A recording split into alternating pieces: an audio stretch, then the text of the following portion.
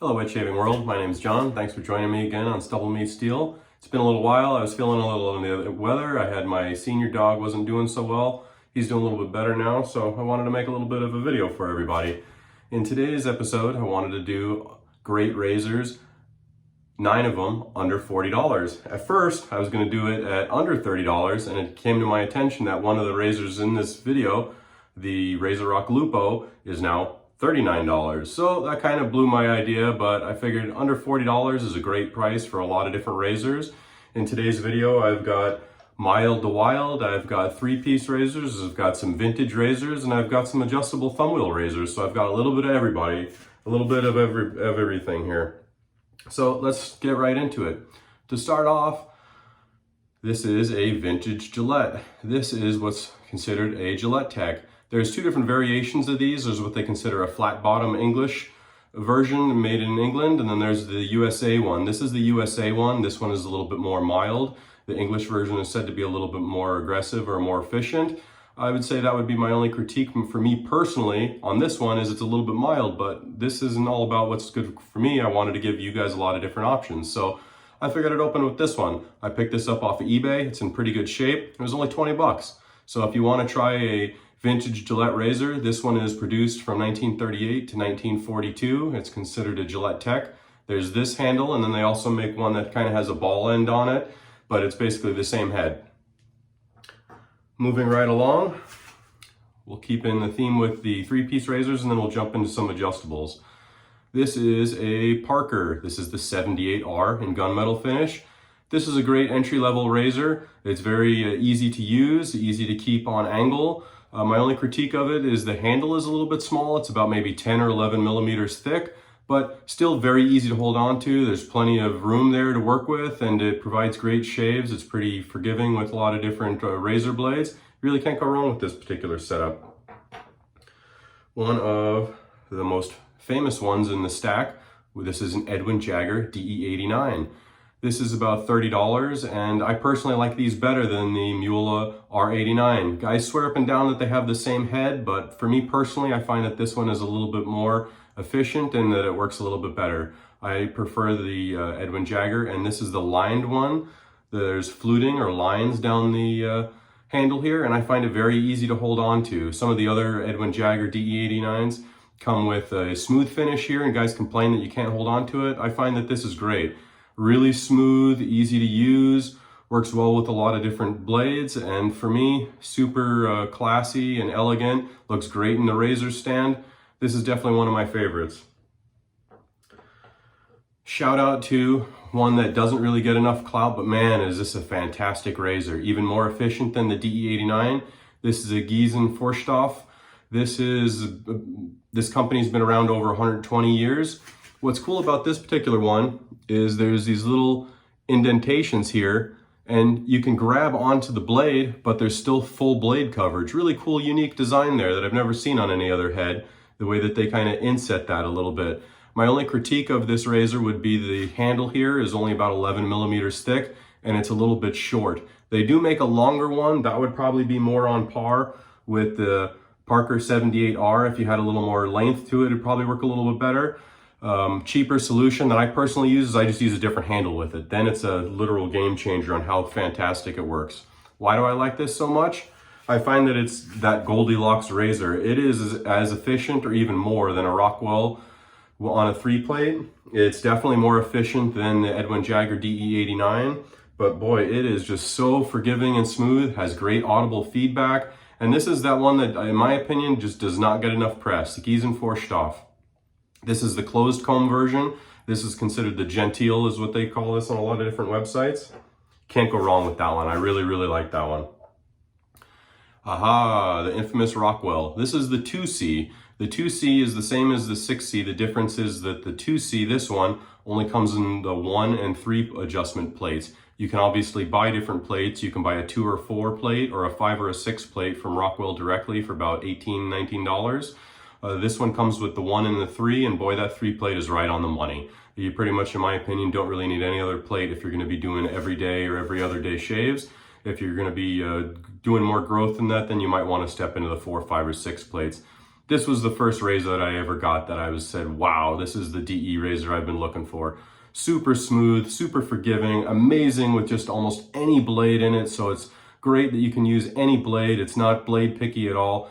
This is the one right here. My only minor critique would be that the knurling could be a tiny bit better, but again, swap to your favorite RazoRock handle and problem solved. But for $29.99 on the Razor Company, man, you cannot beat this razor in my opinion. This is my benchmark that I still pretty much test almost every razor against, is the Rockwell 2C or 6C series. This is it right there. Moving right along, RazoRock Aluminum Lupo. This is the aluminum version. Fantastic efficiency, great smoothness. This is a really good, really efficient razor. It's modeled after the infamous Wolfman WR1, a $500 razor. They kind of just changed a few different little things on it. It does have closed blade end tabs. The blade end tabs don't stick out. I'd say the only critique of this particular one is the handle can be a little bit slippery. Again, I personally just switched the handle over, but I wanted to keep things fair and keep them, show them how they come, because we're trying to do under $40.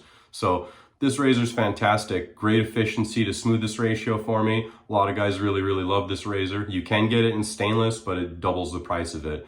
RazoRock Aluminum Lupo. Really nice, really smooth razor. I told her I was going to give everybody mild to wild and a couple different options, a little bit of something for everybody. So now we have Parker's 55L, the semi-slant as it's called. This is probably one of the smoothest guillotine or slant razors that I've ever used. I really like the efficiency of it and the smoothness of it. It can be a little aggressive to be used for every day, but every other day or more, definitely a real fun, awesome razor. Again, under $30. You really can't beat it, or I think it's $31 or something like that. Fantastic razor. If you want to try a slant or a semi-slant, can't suggest this one enough. Beautiful, classy satin look with a nice finish on the handle. Really great feel in the hand, good knurling, good grip, very easy to use. And of all the slants that I've tried, this is the only one that requires no alignment. Excuse me. Just really fantastic. If you want to try a semi-slant or a slant, that's it right there. Back to some adjustables like I promised. Here's another vintage razor. If you're looking for a Gillette vintage, I can't suggest the slim adjustable, or as this is called, the Black Beauty, because the black color. Technically the Black Beauty has a plastic cap here. This one has the metal, but it's still the same razor. My only advice that I didn't know of when I got this one is I would suggest getting a slim adjustable over this for one reason. That one can be taken apart and serviced, whereas this one cannot. From what I understand, if you take this apart, throw it in the trash can. You really can't do much with it. So had I known that, I would have gotten a slim adjustable. But fantastic razor. This one is in pretty good shape. Picked it up for about 25 bucks to my door. You know, the great thing about this is it's a thumb wheel adjustable. You have settings 1 through 9, and it's very mild and forgiving. As all the thumb wheel adjustables I've used, this is probably one of the most mild and forgiving that I have used, as far as it's very, very mild. On the even medium settings, it's very forgiving. If you're looking to check out a vintage Gillette, you don't want to break the bank with the fancy Fat Boy or something that's over the top expensive, check out either a Black Beauty like this one or a slim adjustable, and you can pick them up for pretty reasonable. You don't have to get a perfect one. If you just want to try it, check one of these out. See what all the rage is about. See if it's for you or not before you go commit and spend $200 or more on a Razor Emporium revamped one. All right, now we have mild to wild, an all-in-one razor. This is a Fatour clone. This is made by a company called Ming Chi. The advantages of it are the numbers are painted in from the factory on this. I have a real Fatour, a McCore Fatour, and honestly, they shave exactly the same to me. I've done head-to-head shaves, one in one hand, one in the other, and I can't tell them apart. Cool design, just pops off. You put your DE blade up in there, snaps on super easy. I really dug the black color that's only offered in the clones. You can't get this in this finish in the genuine article, the real Fatour. But with the correct blades, I feel that the Fatour or that clone, either one of these Treat blades, the Treat Falcon or the Treat Black Beauty, which are both a carbon steel blade, really kind of tame the Fatour or this clone and make a fantastic razor out of it. This razor is $18.99 shipped to your door on eBay. Man, you cannot come close to that. If you want an aggressive razor, this is the one to get. I've seen videos where they compare this to the infamous R41 Mula, and they say that this on a 6 setting is a little bit smoother and a little bit more forgiving. Check out a Ming-Chi clone if you're looking for a fantastic razor and you like a little bit more efficiency, you'd like to mow through a lot more hair, and you don't shave every day. You can't beat the Futur clones. My biggest advice again would be try it with a more dull blade, like either those Treats or maybe a Lord Platinum or something like that. That's a little more forgiving blade, and I really find that it takes that edge off that some guys complain about these being too aggressive. And those would be my 9 razors, guys. I thought I would try to give something for everybody. I had vintage, I had new, I had aluminum, I had 3-piece razors, had a little bit of everything. I had a slant or guillotine razor in there. So I really felt that I covered some bases, and for under $40, you can't go wrong with really any of them, depending on what you're looking for. My top picks, again, would be this Gizen Forof, the infamous Rockwell 2C. If you've never done a slant, check out the semi-slant.